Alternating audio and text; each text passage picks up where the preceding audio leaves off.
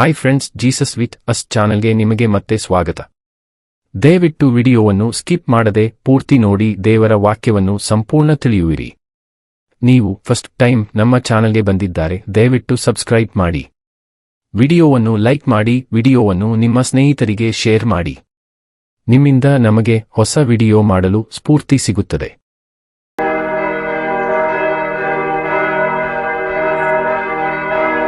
ಯೆಹೋಶುವ ಅಧ್ಯಾಯ 11. ಕಾನಾನ್ ದೇಶದ ಉತ್ತರ ಭಾಗವು ವಶವಾದದ್ದು.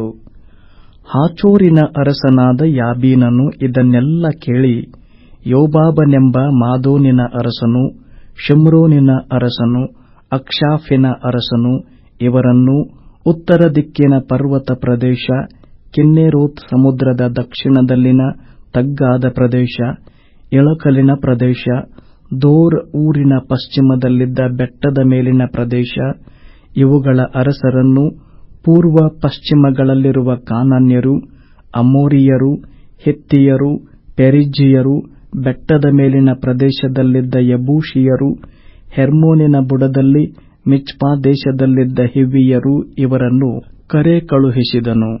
ಅವರು ಒಡನೆ ಬಹುರಥಾಶ್ವಗಳಿಂದ ಕೂಡಿರುವ ತಮ್ಮ ಸರ್ವ ಸೈನ್ಯಗಳನ್ನು ತೆಗೆದುಕೊಂಡು ಹೊರಟರು. ಆ ಸೈನಿಕರು ಸಮುದ್ರ ತೀರದ ಮರಳಿನಂತೆ ಅಸಂಖ್ಯರಾಗಿದ್ದರು. ಈ ಎಲ್ಲಾ ಅರಸರು ಕೂಡಿ ಮೇರೋಮ್ ಜಲಾಶಯದ ಬಳಿಯಲ್ಲಿ ಇಸ್ರಾಯೇಲ್ಯರೊಡನೆ ಯುದ್ಧ ಮಾಡುವುದಕ್ಕೋಸ್ಕರ ಇಳುಕೊಂಡರು.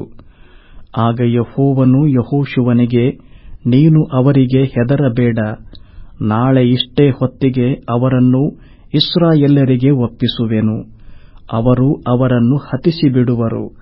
ನೀನು ಅವರ ಕುದುರೆಗಳ ಹಿಂಗಾಲಿನ ನರಗಳನ್ನು ಕೊಯ್ದು ರಥಗಳನ್ನು ಸುಟ್ಟು ಬಿಡಬೇಕು ಅಂದನು.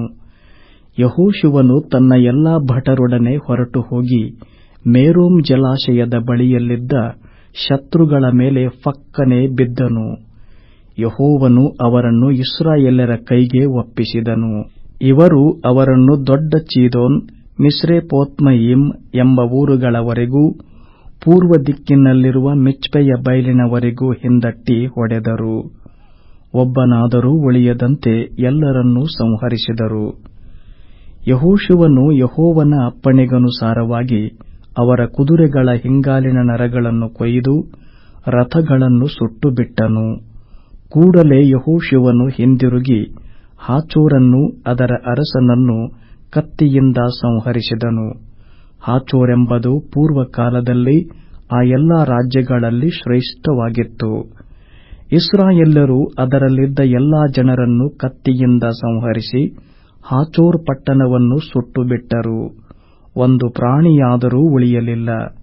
ಮತ್ತು ಯೆಹೋಶುವನು ಆ ಬೇರೆ ಅರಸರನ್ನು, ಅವರ ಎಲ್ಲಾ ಪಟ್ಟಣಗಳನ್ನು ಹಿಡಿದು ಯೆಹೋವನ ಸೇವಕನಾದ ಮೋಶೆಯ ಆಜ್ಞೆಯಂತೆ ಅವರನ್ನು ಕತ್ತಿಯಿಂದ ಸಂಹರಿಸಿದನು. ಯೆಹೋಶುವನು ಸುಟ್ಟ ಹಾಚೋರ್ ಹೊರತು ಇಸ್ರಾಯೇಲ್ಯರು ದಿನ್ನಿಯ ಮೇಲಣ ಬೇರೆ ಯಾವ ಪಟ್ಟಣವನ್ನೂ ಸುಡಲಿಲ್ಲ. ಇಸ್ರಾಯೇಲ್ಯರು ಅವುಗಳಲ್ಲಿದ್ದ ಪಶುಗಳನ್ನೂ ವಸ್ತುಗಳನ್ನೂ ಕೊಳ್ಳೆ ಹಿಡಿದರು. ಆದರೆ ಜನರೆಲ್ಲರನ್ನೂ ಕತ್ತಿಯಿಂದ ಹೊಡೆದು ನಿರ್ಮೂಲ ಮಾಡಿದರು. ಒಂದು ಪ್ರಾಣಿಯನ್ನೂ ಉಳಿಸಲಿಲ್ಲ. ಯೆಹೋವನ ಸೇವಕನಾದ ಮೋಶೆಯು ದೇವರು ತನಗೆ ಹೇಳಿದ್ದನ್ನೆಲ್ಲ ಯೆಹೋಶುವನಿಗೆ ಹೇಳಿದ್ದನು. ಯೆಹೋಶುವನು ಅದರಂತೆಯೇ ಮಾಡಿದನು.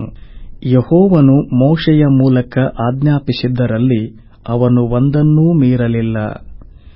ಯುದ್ಧ ಫಲವು ಈ ಪ್ರಕಾರ ಬೆಟ್ಟದ ಮೇಲಿನ ಪ್ರದೇಶ, ದಕ್ಷಿಣ ಪ್ರಾಂತ, ಗೋಷೆನ್ ಸೀಮೆ, ಇಳಕಲಿನ ಪ್ರದೇಶ, ತಗ್ಗಾದ ಪ್ರದೇಶ, ಇಸ್ರಾಯೇಲ್ ಸೀಮೆಯ ಪರ್ವತ ಪ್ರಾಂತ್ಯ, ಅದಕ್ಕೆ ಸೇರಿದ ಇಳಕಲಿನ ಪ್ರದೇಶ ಇವುಗಳೆಲ್ಲ ಯೆಹೋಶುವನಿಗೆ ಸ್ವಾಧೀನವಾದವು.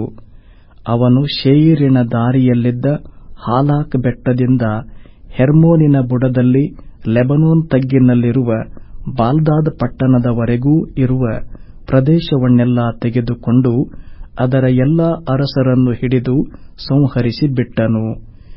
ಯೆಹೋಶುವನು ಈ ಎಲ್ಲಾ ಅರಸರೊಡನೆ ಬಹುದಿನಗಳವರೆಗೂ ಯುದ್ಧ ಮಾಡಿದನು. ಗಿಬ್ಯೋನಿನ ನಿವಾಸಿಗಳಾದ ಹಿವ್ವಿಯರು ಹೊರತು ಯಾವ ಪಟ್ಟಣದವರು ಇಸ್ರಾಯೇಲ್ಯರೊಡನೆ ಒಪ್ಪಂದ ಮಾಡಿಕೊಳ್ಳಲಿಲ್ಲ. ಎಲ್ಲರನ್ನೂ ಯುದ್ಧದಿಂದ ವಶಮಾಡಿಕೊಳ್ಳಬೇಕಾಯಿತು. ಯೆಹೋವನು ಮೋಶೆಗೆ ಆಜ್ಞಾಪಿಸಿದಂತೆ ಇಸ್ರಾಯೇಲ್ಯರು ಅವರೆಲ್ಲರನ್ನೂ ಕರುಣೆಯಿಲ್ಲದೆ ಸಂಹರಿಸಿಬಿಡುವ ಹಾಗೆ ಆತನು ತಾನೇ ಆ ಜನರ ಹೃದಯಗಳನ್ನು ಕಠಿಣಪಡಿಸಿ ಯುದ್ಧಕ್ಕೆ ಬರಮಾಡಿದನು.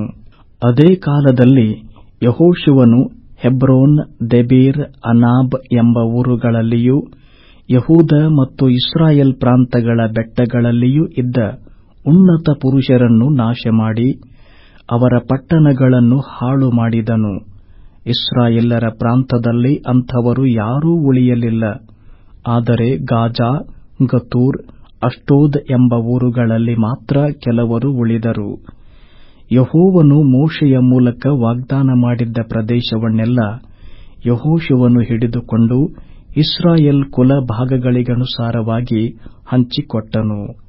ಯುದ್ಧವು ನಿಂತು ದೇಶದಲ್ಲೆಲ್ಲ ಸಮಾಧಾನ ಉಂಟಾಯಿತು. ಯೆಹೋಶುವ ಅಧ್ಯಾಯ 12. ಇಸ್ರಾಯೇಲ್ಯರು ಸೋಲಿಸಿದ ಅರಸರ ಪಟ್ಟಿ. ಇಸ್ರಾಯೇಲ್ಯರು ಯೊರ್ದನ್ ಹೊಳೆಯ ಪೂರ್ವ ದಿಕ್ಕಿನಲ್ಲಿ ಅರ್ನೋನ್ ತಗ್ಗು ಮೊದಲುಗೊಂಡು ಹೆರ್ಮೋನ್ ಪರ್ವತದವರೆಗಿದ್ದ ಪ್ರದೇಶವನ್ನೂ ತಗ್ಗಾದ ಪ್ರದೇಶದ ಪೂರ್ವ ಭಾಗವನ್ನು ಸ್ವಾಧೀನ ಮಾಡಿಕೊಂಡು ಅವುಗಳಲ್ಲಿದ್ದ ಅರಸರನ್ನು ಸಂಹರಿಸಿದರು. ಅವರಲ್ಲಿ ಮೊದಲನೆಯವನು ಹೆಷ್ಬೋನಿನಲ್ಲಿದ್ದ ಅಮೋರಿಯರ ಅರಸನಾದ ಸೀಹೋನ್ ಎಂಬವನು.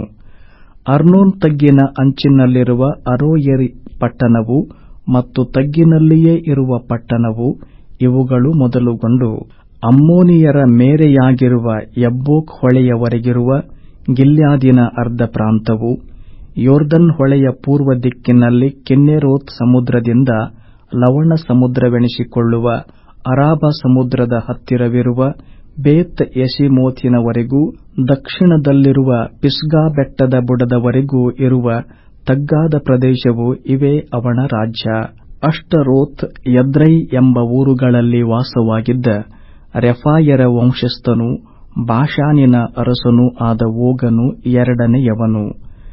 ಹೆರ್ಮೋನ್ ಬೆಟ್ಟದ ಮೇಲಿನ ಸೀಮೆ, ಸಲ್ಕಾ ಪಟ್ಟಣವು, ಗೆಷೂರ್ಯರ ಮತ್ತು ಮಾಕತಿಯರ ಮೇರೆಯವರೆಗಿದ್ದ ಬಾಷಾನ್ ಸೀಮೆ, ಹೆಷ್ಬೋನಿನ ಅರಸನಾದ ಸೀಹೋನನ ಮೇರೆಯವರೆಗಿದ್ದ ಗಿಲ್ಯಾದಿನ ಅರ್ಧ ಪ್ರಾಂತವು ಇವೇ ಇವನ ರಾಜ್ಯ. ಯೆಹೋವನ ಸೇವಕನಾದ ಮೋಶೆಯು ಇಸ್ರಾಯೇಲ್ಯರ ಸಹಿತವಾಗಿ ಆ ಇಬ್ಬರನ್ನೂ ಸೋಲಿಸಿ ಅವರ ರಾಜ್ಯಗಳನ್ನು ರೂಬೇನ್ಯರಿಗೂ ಗಾದ್ಯರಿಗೂ ಮನಸ್ಸೆ ಕುಲದ ಅರ್ಧ ಜನರಿಗೂ ಸ್ವಾಸ್ಥ್ಯವಾಗಿ ಕೊಟ್ಟನು. ಯೆಹೋಶುವನು ಇಸ್ರಾಯೇಲ್ಯರ ಸಹಿತವಾಗಿ ಯೊರ್ದನ್ ಹೊಳೆಯ ಪಶ್ಚಿಮದಲ್ಲಿ ಲೆಬನೋನ್ ತಗ್ಗಿನಲ್ಲಿದ್ದ ಬಾಲ್ಗಾದಿನಲ್ಲಿ ಶೇಯೀರಿನ ದಾರಿಯಲ್ಲಿದ್ದ ಹಾಲಾಕ್ ಪರ್ವತದವರೆಗೂ ವಿಸ್ತರಿಸಿಕೊಂಡಿದ್ದ ಬೆಟ್ಟದ ಮೇಲಿನ ಪ್ರದೇಶ, ಇಳಕಲಿನ ಪ್ರದೇಶ, ತಗ್ಗಾದ ಪ್ರದೇಶ, ಬೆಟ್ಟಗಳ ಬುಡದಲ್ಲಿರುವ ಸೀಮೆ, ಅರಣ್ಯ, ದಕ್ಷಿಣ ಪ್ರಾಂತ್ಯ ಇವುಗಳಲ್ಲಿ ಆಳುತ್ತಿದ್ದ ಹಿತ್ತಿಯ, ಅಮೋರಿಯ, ಕಾನಾನ್, ಪೆರಿಜ್ಜೀಯ, ಹಿವ್ವಿಯ, ಯಬೂಷಿಯ ಅರಸರನ್ನು ಸೋಲಿಸಿ ಅವರ ದೇಶಗಳನ್ನು ಇಸ್ರಾಯೇಲ್ ಕುಲ ಭಾಗಗಳಿಗೆ ಸ್ವಾಸ್ಥ್ಯವಾಗಿ ಕೊಟ್ಟನು. ಆ ಅರಸರ ಪಟ್ಟಿಯು ಹೇಗೆಂದರೆ: ಯೆರಿಕೋವಿನ ಅರಸನು 1, ಬೇತೇಲಿನ ಹತ್ತಿರವಿರುವ ಆಯಿ ಎಂಬ ಊರಿನ ಅರಸನು 1, ಯೆರೂಸಲೇಮಿನ ಅರಸನು 1, ಹೆಬ್ರೋನಿನ ಅರಸನು 1, ಯರ್ಮೂತಿನ ಅರಸನು 1, ಲಾಕೀಷಿನ ಅರಸನು 1, ಎಗ್ಲೋನಿನ ಅರಸನು 1, ಗೆಜೆರಿನ ಅರಸನು 1, ದೆಬೀರಿನ ಅರಸನು 1, ಗೆದೇರಿನ ಅರಸನು 1, ಹೋರ್ಮದ ಅರಸನು 1, ಅರಾದಿನ ಅರಸನು 1, ಲಿಬ್ನದ ಅರಸನು 1, ಅದುಲ್ಲಾಮದ ಅರಸನು 1, ಮಕ್ಕೇದದ ಅರಸನು 1, ಬೇತೇಲಿನ ಅರಸನು 1, ತಪ್ಪೂಹದ ಅರಸನು 1, ಹೇಫೆರಿನ ಅರಸನು 1, ಅಫೇಕದ ಅರಸನು 1, ಲಕ್ಷಾರೋನಿನ ಅರಸನು 1, ಮಾದೋನಿನ ಅರಸನು 1, ಹಾಚೋರಿನ ಅರಸನು 1, ಶಿಮ್ರೋನ್ ಮೆರೋನಿನ ಅರಸನು 1, ಅಕ್ಷಾಫಿನ ಅರಸನು 1, ತಾನಕದ ಅರಸನು 1, ಮೆಗಿದ್ದೋವಿನ ಅರಸನು 1, ಕೆದೇಶಿನ ಅರಸನು 1, ಕರ್ಮೇಲ್ ಬೆಟ್ಟದ ಯೊಕ್ನೆಯಾಮದ ಅರಸನು 1, ದೋರ್ ಬೆಟ್ಟದ ಮೇಲಿರುವ ದೋರಿನ ಅರಸನು 1, ಗಿಲ್ಗಾಲಿನವರ ಅರಸನು 1, ತೀರ್ಚದ ಅರಸನು 1, ಒಟ್ಟು ಅರಸರು 31 ಮಂದಿ.